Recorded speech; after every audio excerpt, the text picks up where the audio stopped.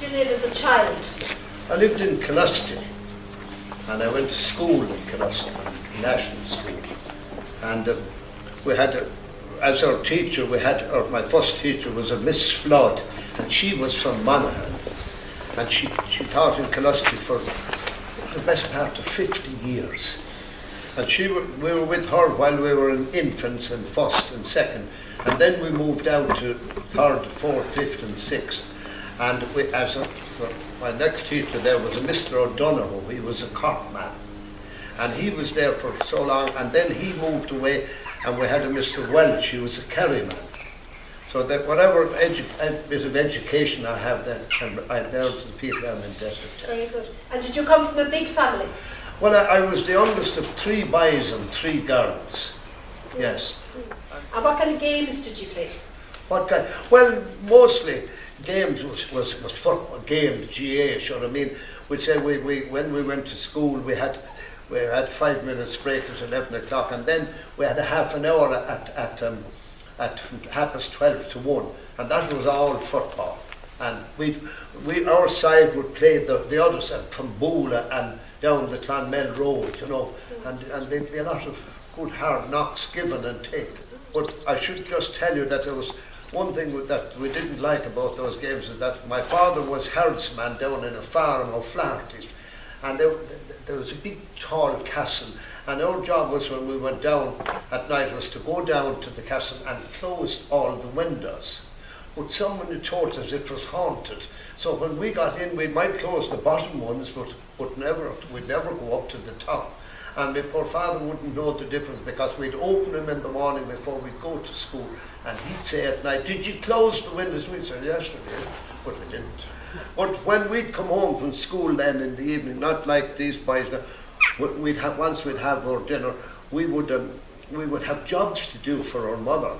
There was no running water then from taps. We used to have to cross over a field and put the bucket down in the ground and bring home the bucket of water for that you'd use. And we'd have to cut sticks and chop them up and bring them in to put them in the fire. And when we'd have all those jobs then done, well, then we could do what we like ourselves. And what about the radio? Did you listen to the radio? Oh yes, that's all you had. And even at first now, we didn't even have a radio. And down in Paddy Davis's, he used to have one. And we'd all assemble, and not all of us, but all the neighbours. And the older people would be left inside and sitting beside the radio. But we'd only be at the door listening, because it would be maybe Tipperary be playing, and to be awful important, you know. And but then we got our own radio, and of course we had no electricity either. It was just a candle or a lamp, and when you'd be sent up to bed at night with your candle, you'd make very sure that it wasn't going to quench, because you'd be above and down. And the minute that you'd go into bed, then you'd have to say your prayers, and you'd go into bed, and you'd have to blow out the candle then and off to sleep. And the kind of food you used to eat in those days? Well, my mother used to bake bread. I remember we would have a half sack of meal for to bake it, and my mother used to bake the bread, and she'd put it out on the windowsill to cool, standing on edge, you know. And in the morning, then we'd have porridge, or and before we'd go to school, and when we'd come home, when we'd get a lunch then going. And with this, I should tell you that we'd be sent for water from the well into school, because they used to make cocoa for us, and you'd have that with your lunch at dinner time, you know. And my mother, then you'd have your lunch. She'd make up your lunch for you, and when you come home, then your school would finish at 3. You'd get your dinner, and then we used to call our supper then when that had come. And then at night, before you go to bed, we'd all have to get down on our knees and they'd say the rosary, and my mother would head it, and I was a little giddy, and I'd be left within reach of her with the brush, so that if I was doing anything, I'd get a nice tap, because we sincerely believed in God, and that's what we were taught. And that was good.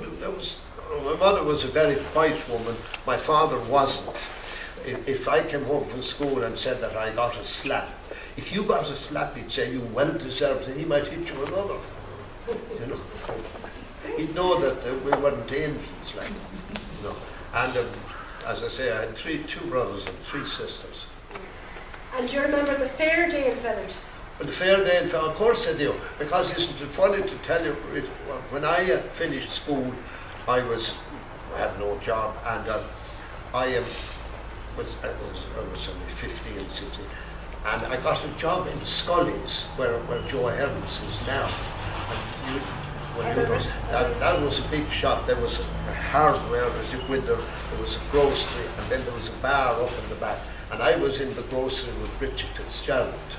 And the fair would be on I think it was the 3rd Tuesday of every month. And on the evening before that, we'd have to put up all these things outside the windows to prevent the animals from breaking the window. And there'd be a good sing-song up in the bar when the fair day would be over. All they would come for a drink, and there would be good stories told up there. And of course I do remember that well. And did you like the fair day? Pardon? Did you like I did. I loved it. Sure. I mean, it was lovely to see all the people, and then you had the railway station, and the cattle were driven up there, and they'd be telling the people driving up if they were going to water. They'd say they're going to Clonmel or down. That they'd say to the Waterford side, and if they were going the other way, they'd say the Dublin side. You know, they'd know where to put them. Oh, it was a great day. And would you remember what the farmers would do when they'd strike a deal, when they'd shake hands, or would they? Oh, sure. What was the custom was when they bring in their cattle, they try to put them up on the hat that would be the highest to make them look bigger than they actually were, and they'd be beating the hands off of one another. Really? And they might come into Scully, well, another pub, to clinch the deal, you know, right. and have a drink. Yes, yes. Maybe giving them a drink might soften them a bit. And what were those guys, the jobbers? Do you remember the jobbers? Was it jobbers? Jobbers, yeah. Yeah. They'd be kind of professional dealers. Oh yeah, with oh yeah. They, as I say, they'd be fellas there trying to buy to get a few pounds for themselves, you know, to sell them on again. And you know, it was really a great day in Fethard. And then the council would come along then, and they'd wash all the streets and wash all the dirt away, and you wouldn't know there was anything on the next day. Yes. Very good. And another thing I might tell you is when I worked at Scully, I used to be sent out with a basket of a Friday with rashers and sausages, delivering them around the town. The basket would be so big. And I'd go all round it, even up as far as Delmidge's now. And there was a lady there, a maid to wire, and she used to make buns, and she'd give them, when I'd have the basket, she'd put the buns into the basket, and I'd be coming down Barrack Street and I'd stuffing myself. And Mrs. Scully was I suppose a nice woman, but she could be cross. And one day she caught me eating behind the counter, and she said to me, never go to the customers with your mouth full, she said, or where's your manners? Which she said you couldn't have them, and you in from them out. I didn't know any better. All right. Any other stories from when you were working at Scully's? Well, obviously I went to Ward's then to serve my time, and Mr. Ward, Sean's father, he was a wonderful man. He had a great sense of humour, and he used to tell me an awful lot of the stories that I should tell you one I think was funny. There was a man living over there across there, and he used to rear ferrets, and he was very hard on the drink. And someone told him if he gave the ferret some whiskey, that it would cool him. So he went up to McCarthy's, and Mrs. McCarthy, and he said, give me a baby towel. And that's only a small one, you know. And it was only a small. So she gave him the baby towel, and she put it up on the counter, and he paid for it, 1 and 10. And he kept looking at it, and she said to him, what's wrong with you? Oh, here, he said, throw it into a glass, he says, and we'll leave the ferret die a pioneer. Very good. Very good. Right, have you any other old songs about Fethard, or poems, or stories? Or there was another story. There was a man, he lived, and Mr. Warrington, he was a pump sinker. His name was Mickey Lachlan. And he'd go on a wicked batter. And when the batter would be over and all his money gone, he'd be very sick the following day, and he'd send something out of the house. you see, to get the drink. But we had gone in so many battles anyway that he went in another one, and when Monday came and he had timber tongue withdrew, there was nothing left in the house, only a statue of the Blessed Virgin. So he goes over and he genuflects in front of her, and he said, "I'm sorry, Mary," he said, "but you've got to go." I'll tell you. And have you any stories about Slieve Naman or Fionn McCool or those kind of stories now? Well, sure, the part of the Slieve Naman, sure, that all my people were reared up there, and I used to go up there on holidays, and I remember my sister, Cathy, she's Mrs. Aylward, you know, she took me up as a young fella. I was only young, and when night came and the darkness came and not any electricity, I wasn't happy to stay, and I was crying. So my grandfather said, "Oh, take him home."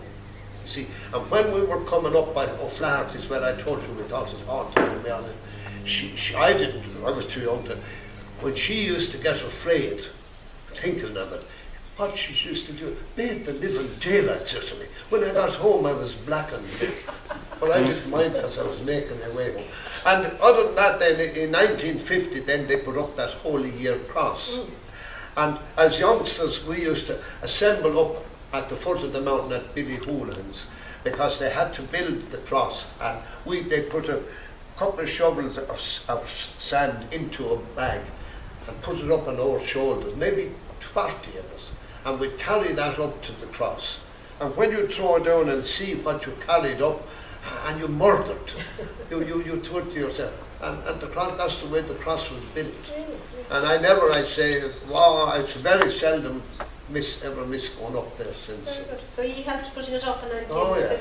And we were young then, and we wouldn't walk down like now. We'd just run and maybe put one step here and another. We'd be down in 2 minutes, you know. But I suppose if we missed something, we wouldn't be down at all.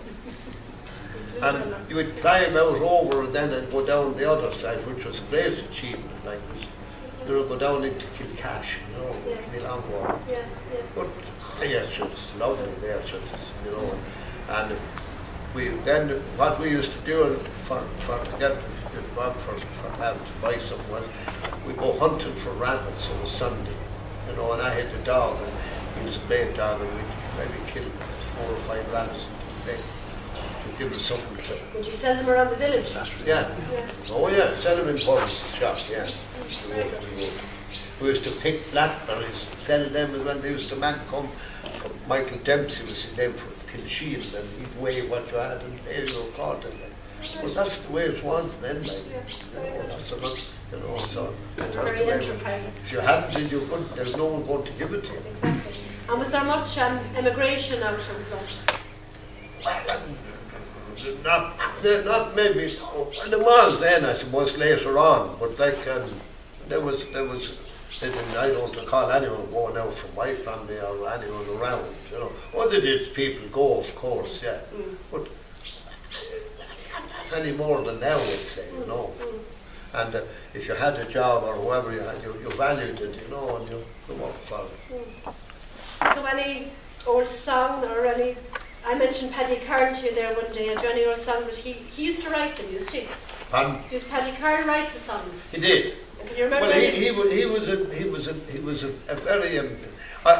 a very clever man, and before I would tell you write his song, when the old folks would gather at Christmas for the Christmas party, I was appointed the barman once, and I have never drunk myself.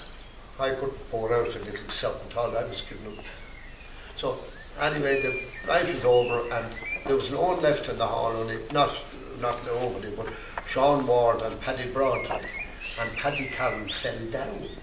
See? So there was no doctor, and they had to take him to hospital in Clonmel. And about 3 o'clock in the morning, the doctor said, "Take that man home. He's drunk out of his mind."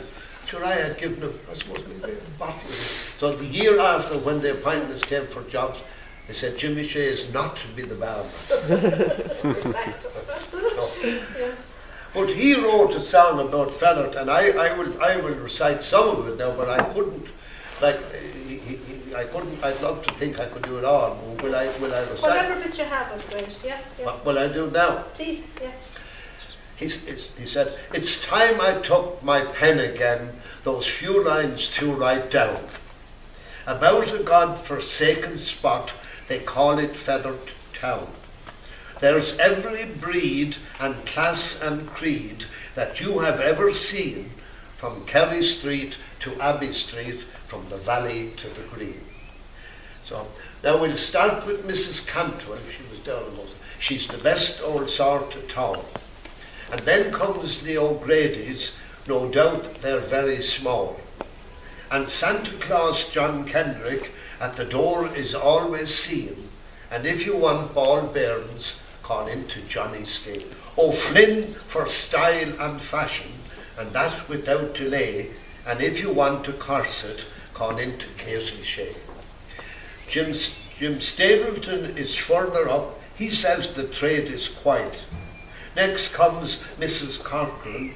She's also called Bridge White.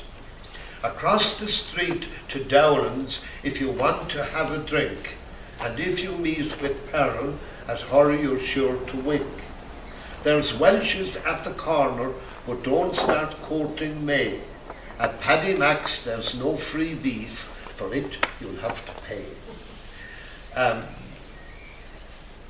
May good I can't forget her, it's time she got a man. Gin Flynn for fish on Friday, you can fry it on the pan. Oh, Keating stout is good no doubt, the drink they keep is fine. And if you want a dry foot, call in to Dick O'Brien. Next comes P.J. Heenahan, a man of great renown, who should have framed the ticket that took him into town. O'Sullivan's pills will cure all ills, they're good, I hear it said, but don't take too many of them or you won't stay long in bed. There's a lady, she's a lady I don't know, and called to see Miss Martin at the Fethard GPO. There's Paddy McLennan for flour, meal and seed, and then beat Josie Stapleton, built for comfort more than speed. That's as far as I can go. That's very good. I'm glad you didn't go any further. So now, you have some memory. Very good. There were some great characters in Crusty as well. But, I should tell you one more story about the character. He lived out in Coolmine and his name was Mickey Roach. And he was living in this house and the trees were growing all round it. And he got a local man to head him off, you see. So he was telling the story. I was looking up at him, he said, the fellow said, and I said, you'll fall, I said, and you'll clean me. You know, he'd take what he had. So I got him my bicycle and I cycled into Fethard. And he went into the bank manager and he said, insure that young man. I cycled back out again and I looked up at him. You can fall away now to blazes if you like. Very good. And Jimmy, how long are you here in this carriage? Too long. Since 1977. 1977. When I served in wars, it was 7 years to serve your time there. And they became Volkswagen dealers. That's where I have that old people. And they sent me up to Ballsbridge to learn all about them. That's where they were assembled. And when I qualified, we used Osty MacDonald and Paddy Grace, and we served the one time. And Paddy Grace, that was gone now, and Osty's in England.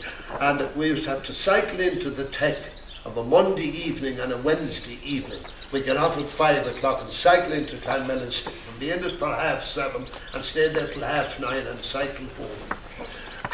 And when I qualified then, after 7 years, I stayed a further 20 years there. And then I came here. Very good, Jimmy. Unless anybody has anything, that was really good. Right. Well, are you satisfied now? Very satisfied. Very satisfied. Yeah, right. Thank you.